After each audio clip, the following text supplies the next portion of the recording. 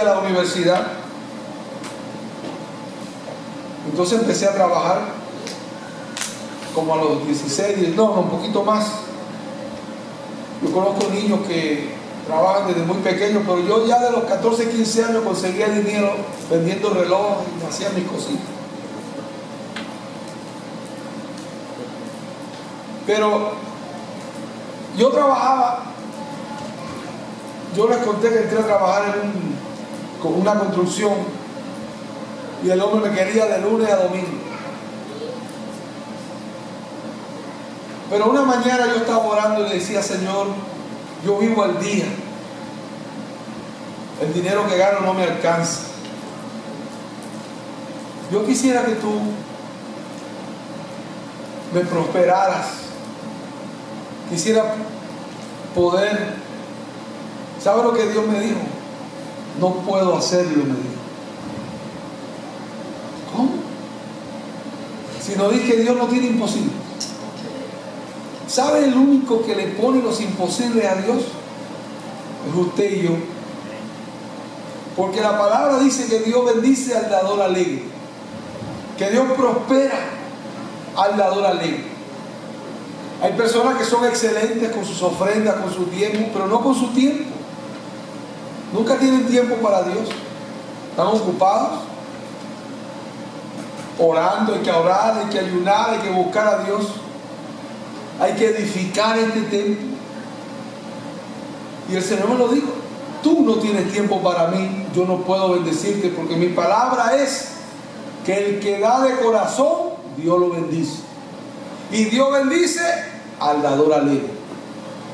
Y dice: no pongáis bozal al buey que trilla. Y yo me quedé pensativo, dije: ni siquiera un día has vuelto a la iglesia, porque estaba tan atado con el trabajo. Pero mire, no iba a los cultos, pero a la mañanita iba a orar a las 5 de la mañana, hasta las 7 oraba, todos los días de lunes a domingo. Entonces hablé con mi patrón y le dije: mire, yo tengo que dejar este trabajo. ¿Por qué? Me dijo: porque yo soy cristiano, debo ir a la iglesia, y usted trabaja como un hijo del diablo, le dije. Todos los días. El hombre lo pensó y lo pensó y lo pensó. Yo era el que le movía los empleados, le movía. ¿Ya lo pusiste?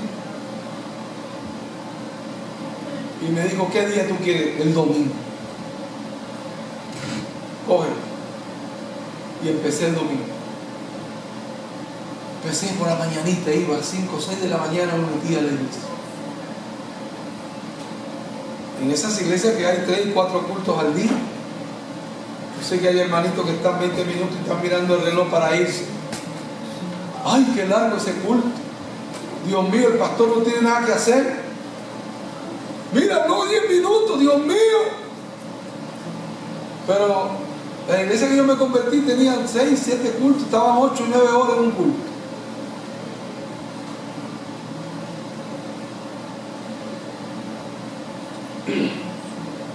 Yo sé que si hago eso aquí me llaman la policía. Empezando por lo malo. Vamos a dejarlo ahí. Y entonces empecé a decir, el Señor, dije: pero bueno, vamos para adelante. Hay una cosa interesante de todo esto. ¿A cuánto le gusta que le den? Levante la mano. ¿Cuánto le gusta que le den? ¿Le gusta que le den regalo, Navidad, Año Nuevo, un regalito? Alguien viene y le da a usted un presente. Hay 2 o 3 aquí que han perdido la mente, pero me imagino que están locos, porque una persona que no le gusta que le den está loco, está fuera de control. Tengo unos cuantos aquí, pero bueno, vamos a dejarlo ahí. La única manera de usted recibir, ¿cómo es? No. Si alguien quiere darte algo, usted tiene que estirar la mano. Si usted quiere recibir Tiene que abrir la mano. Si no abre la mano, así usted no puede recibir nada. O sea, si no sale, no entra tampoco.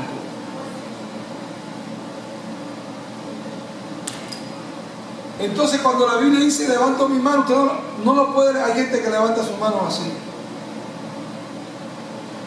Te doy mi corazón, mi todo, te alabo, Padre, así con las manos cerradas. Entonces Dios no puede bendecirlo, no puede multiplicarle, no puede hacer cosas con él, porque está...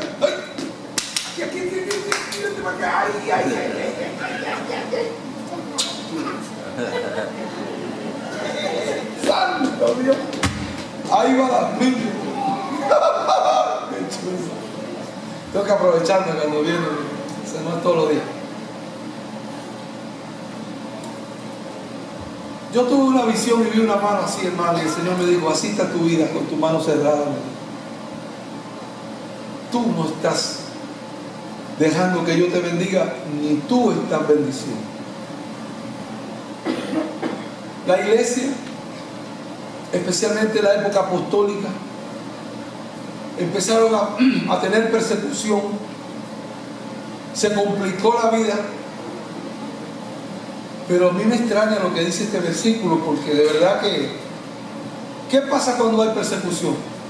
Hay hambre, hay miseria, hay enfermedad, hay luchas, pero este versículo como que, especialmente el versículo 35,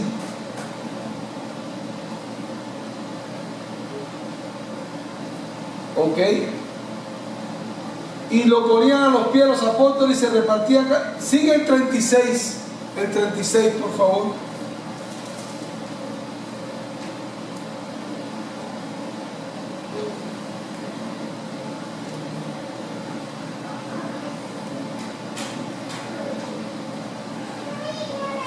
Dice que no había necesidad entre ellos. Perdón, versículo 34. Oh sí. Así que no había entre ellos ningún necesitado, porque todos los que poseían heredad o casa lo ven. Pero la palabra clave aquí es: no había ningún necesitado. Yo quiero que usted repita conmigo esta palabra, por favor. Hermanos, aquí un momentito, por favor. Yo quiero que usted repita conmigo: así que no había entre ellos ningún necesitado.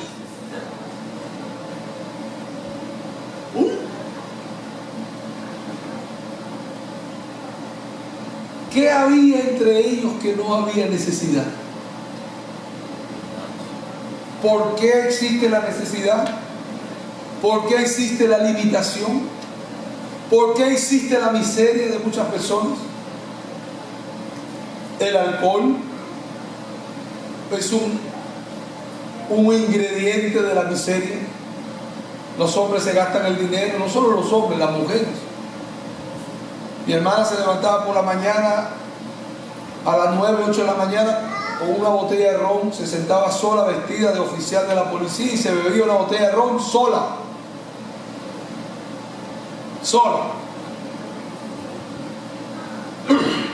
Mire, un hombre no lo hace, y una mujer haciendo eso quiere decir que tenía un vicio terrible, terrible. Otra cosa que trae miseria es el no saber administrar su dinero.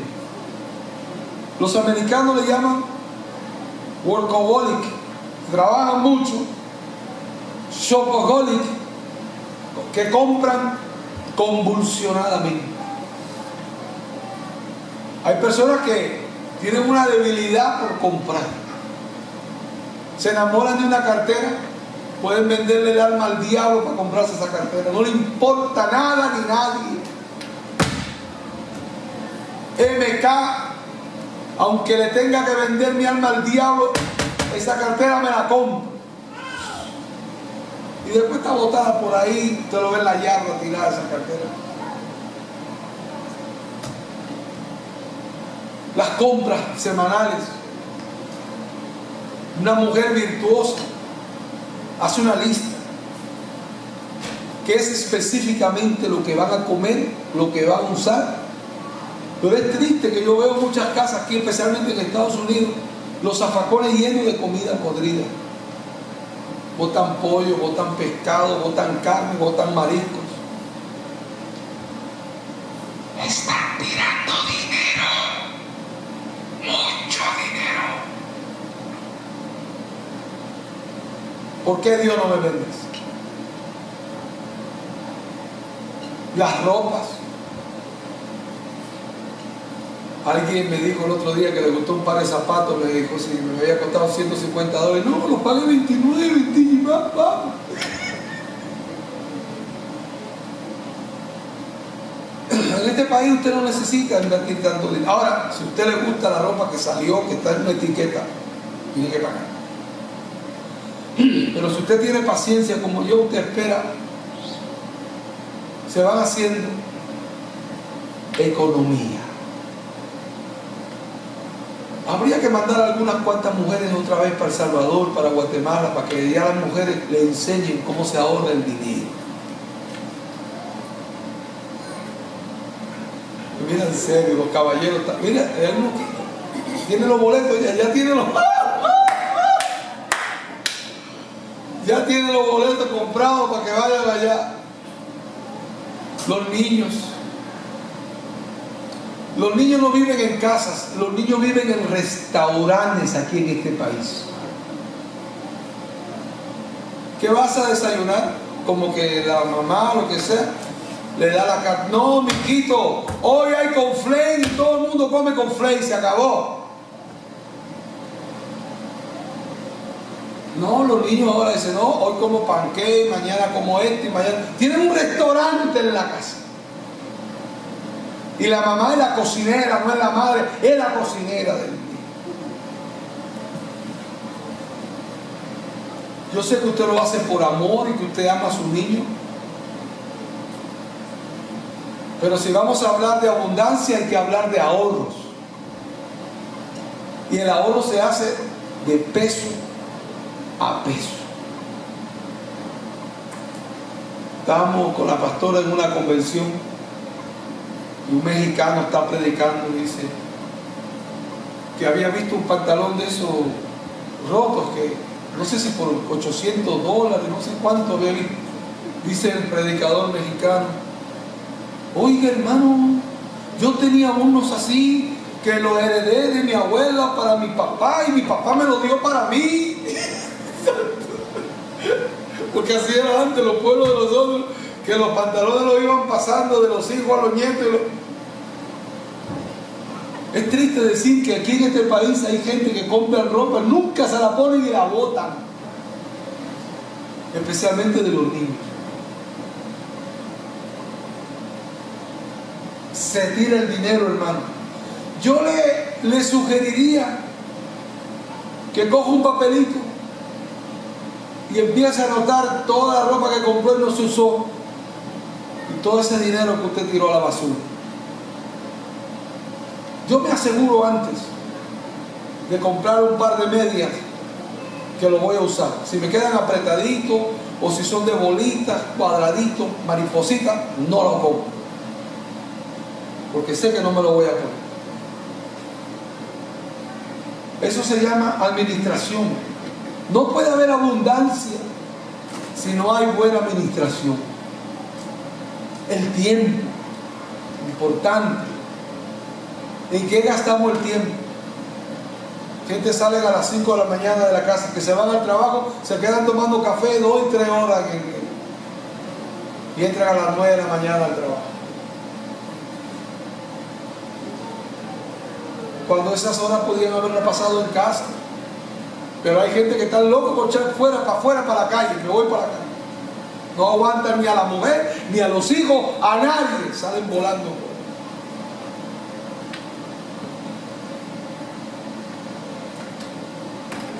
Ay, hermano, eso pasa en las cosas del mundo. No, eso pasa en la iglesia también.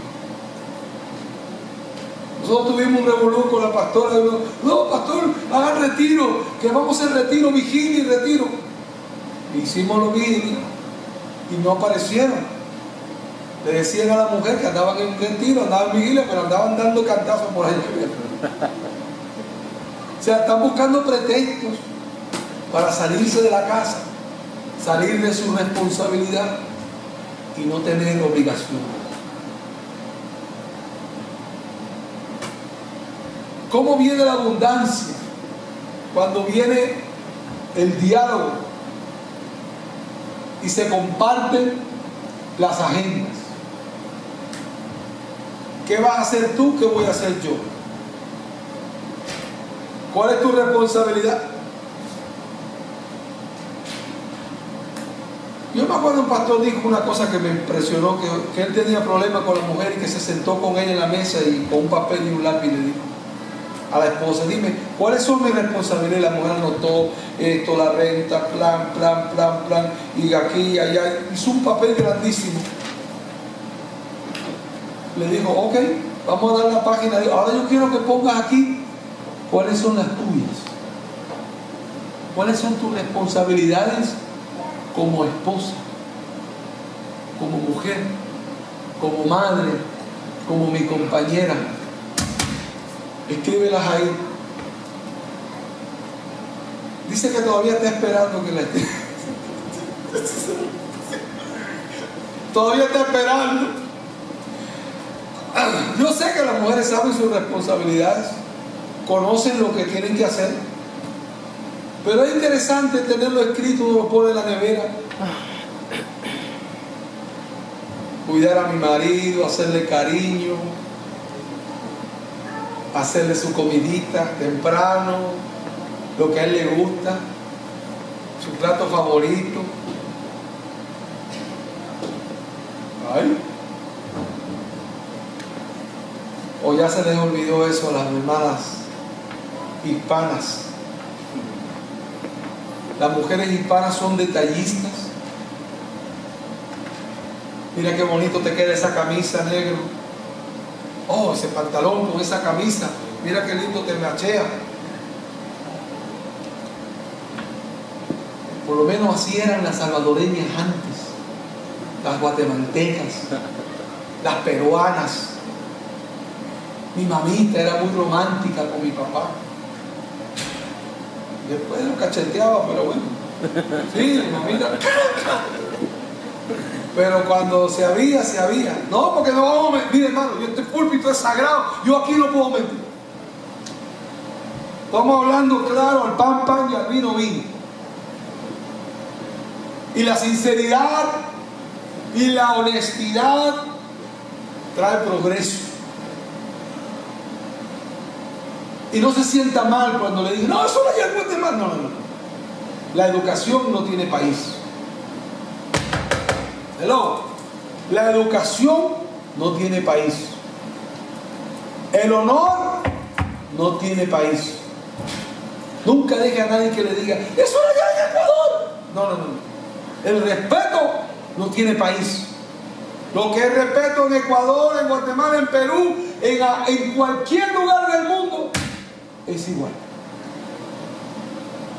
No deje que nadie le quite lo que es el honor, el respeto,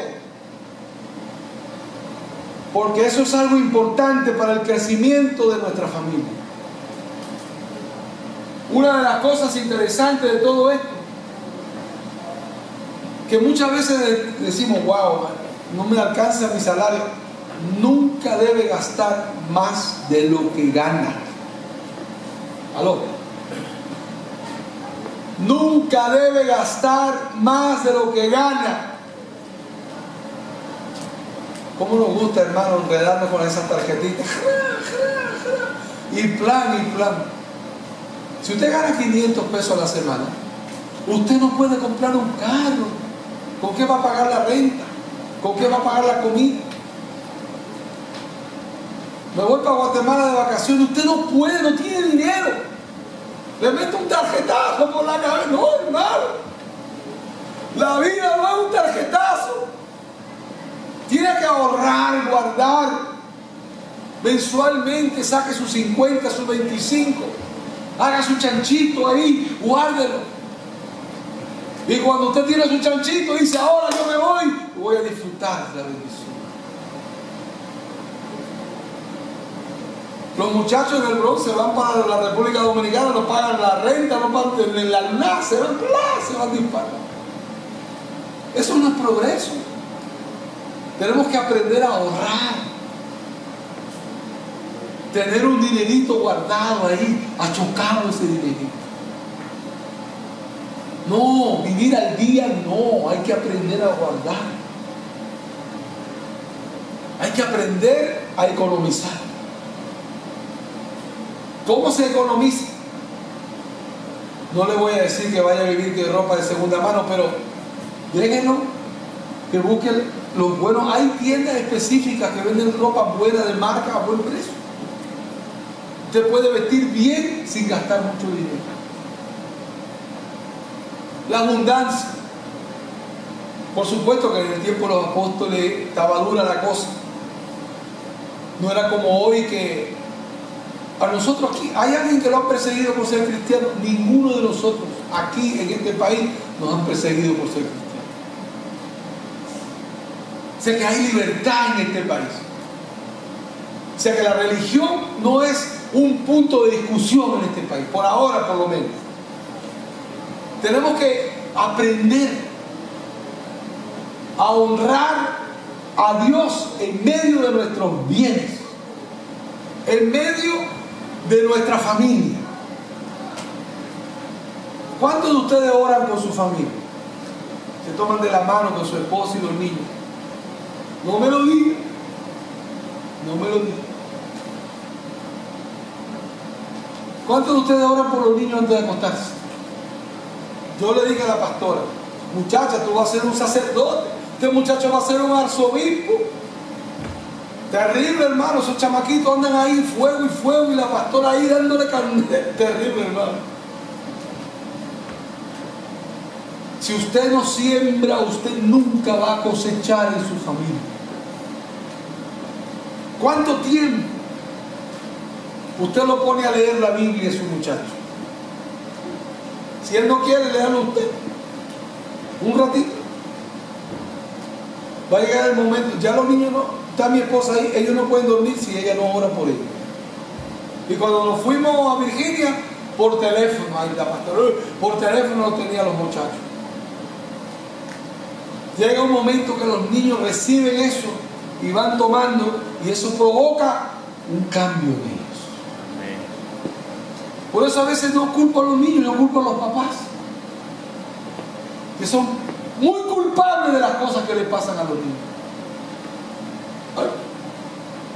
Porque en realidad el niño es irresponsable, los niños no saben, pero los adultos sí sabemos. Una cosa interesante que tenemos que orar, hermanos, por el futuro de este país.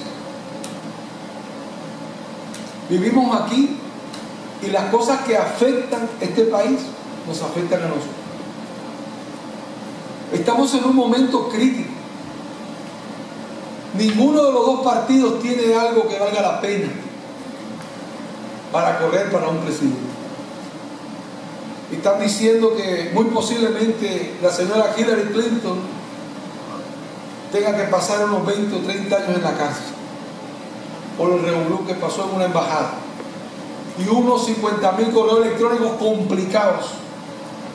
Si de ella ganar, va a ser el primer presidente norteamericano en una cárcel.